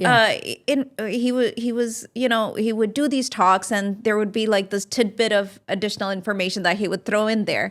And in one of his talks, he mentioned, you know, in Europe, they felt that crime was high. So the more people would have, the more education that people had, then that should reduce the amount of crime. Then he said, well, there was an effort made to have people obtain an education. Did the crime rate go down? It did not, you know? So just because someone's educated doesn't necessarily mean anything. If they've received a schooling, it doesn't necessarily mean that they're going to be this successful person or this productive person or a wise person. But if I can also go back to Zarna Garg, there's one little tidbit of thing that I caught on one of their podcasts. They're talking about metrics of success. And they said, well, the metric of success can only be based on how much money somebody makes. If someone is successful, they can only be successful if they make a lot of money. And they can only make a lot of money if they get an education. And it's like, dude, like, do you not have wisdom? If someone's not making money, does that mean they're not successful? No. I don't believe so. Success Right? is a Success is personal a different thing. Like, It's a personal thing. yeah. Yeah. Like I can live in a little one-room apartment and be very successful, feel very successful. I think contentment is success. Like if you feel happy, you're content, it's success. I mean, think about this. If somebody is living in a cave in the Himalayas, I don't know why I keep going back to the Himalayas. Maybe that's my ideal. But if someone's living in a cave in the Himalayas and they're there for a reason and they want to reach a certain point of meditation or whatever it is that they're doing, right? Their own self elevation. And their idea of success is totally different than a school kid who just wants to pass an exam and that's success. So both have nothing to do with money. Okay. A success to someone might be that their health, they can walk. They can't walk right now. And their success is if they can walk from here to there by the end of this week because they're going to practice and do their physical therapy, they're going to be successful. So one-dimensional idea about money. If that person sitting here makes $1 million, let's say their stocks go up and they made $1 million, but they were unsuccessful because they can't still walk, they're not successful. They failed. So that idea of always associating it with money is like the most childish, elementary kind of a thinking. And I can't believe that's what she was saying. Yeah, that elementary thinking is much smarter than that. Okay, I give you that. Not wise people. But I think that's where some of our Desi community lacks. Like, you know, just go back to basics. Go back to, if you go back to that sort of the old Desi mentality, which is, you know, elders are successful. If someone doesn't necessarily have to be making a certain number of financially at a certain level in order to be successful, and otherwise they're not successful. Otherwise, you know, they're not accomplished. The accomplishments come in so many different ways, and wisdom comes in so many different ways. So it's kind of sad that I think some of our Desi community, they have a tendency to still have that elitism, which rubs other people off the wrong way. Or speaking English, for example. I mean, India, that's very much a thing. Or speaking Hindi. If you can speak in English, you're the ultimate of success, right? And it doesn't matter if you don't know how to do basic math. If you can speak English, you are educated. And then the next step is speaking Hindi. If you can speak Hindi, then you're still educated. Now, if you can just speak Punjabi, and I would say that too. I'm saying Punjabi, other regional languages as well, then you're not successful. Yeah. And there is this hate, self-hate, and we're talking about still hate, the self-hate, self-loathing that has to be the base of all that thinking, because without self-hate, why would you not like your own language? Right. Right. Thinking that you're second. You're second. You're second citizening yourself. Yeah. And what I've noticed in India is that they'll substitute an English word for a Punjabi word or a Hindi word, and because grammar is harder, but vocabulary is easy. So if I know that pankha is called a fan, then I will always use the word fan instead of pakha. Light on kar do. Light on kar do, fan on kar do, rather than pakha or bua band kar do, rather than and then more elevated is darwaza band kar do. Oh, better yet is door close kar lo. What you're doing is you're diminishing, you're slowly taking away the vocabulary, and you're actually lowering your own vocabulary competency in your own language in the hopes of being considered elevated, okay? Socially. Socially. Self-hate is a big thing in India. And we still carry it around here. And they get surprised. Like if I say khand, they're like, oh, we haven't said that word for so long. How do you say, you still use that word? I'm like, I don't know how else to say it. And they're like, I'm like, what do you say? Chini. I'm like, chini. Why? Khand sounds sweeter because khand sounds like candy. Hello. Candy comes from the word khand. And then will... Then they'll be like, really? So you see what's happening. Like you're saying, your own knowledge is going down because you're losing the roots of these words. The other words are developed from the root words, the etymology. If you don't teach that, you're not going to know where these words came from. It's so funny. I used to work with this guy, and he was from like Delhi. And I met his wife. Now, the guy was, I would say, below average looking. And I met his wife, and she was... That's not nice. I can say that. When I finish the story, by that time, you're not going to disagree with me. Okay. So I met his wife, and she was like beautiful. Okay. So she was like very ideal Indian beauty. Okay.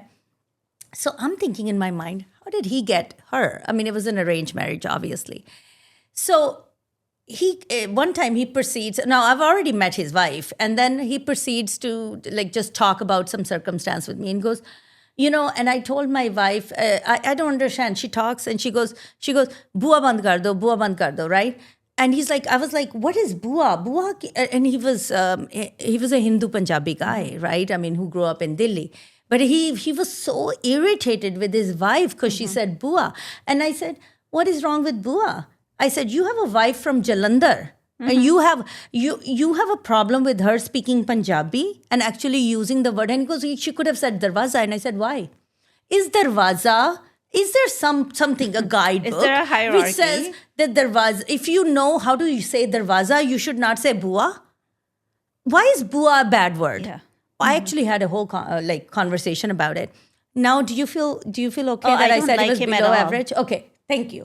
He's not even below average. He's far below average. I'm being kind when I say he's below far average. below average. I'm being very kind. He needs intense support in many ways. Yes. I'm like, you're lucky that girl even looks at you like, for God's sake, criticizing her. I think they've started to see, they forgot to see beauty in their own language. Which is kind of sad, isn't it? I mean, because then here's another thing. Then if you listen to songs like Bue Badiya, if I don't know the word bua, I have no idea what that song is saying. Yeah. And if I don't know bari versus khidki, I don't know what the song is about. So Bue Badiya, notice how she's describing the entire town with doors and windows, how beautiful the poetry is. Yeah. And how breeze just like, I'm going to become this breeze and flow through, right? That is amazing poetry. And you're not going to be able to enjoy it because you can't access it because you've lost the vocabulary.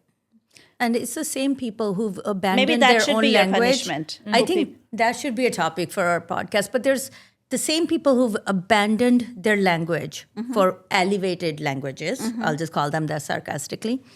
Those are the same people that are now go around and they say, well, why don't everyone believe that we're Punjabi?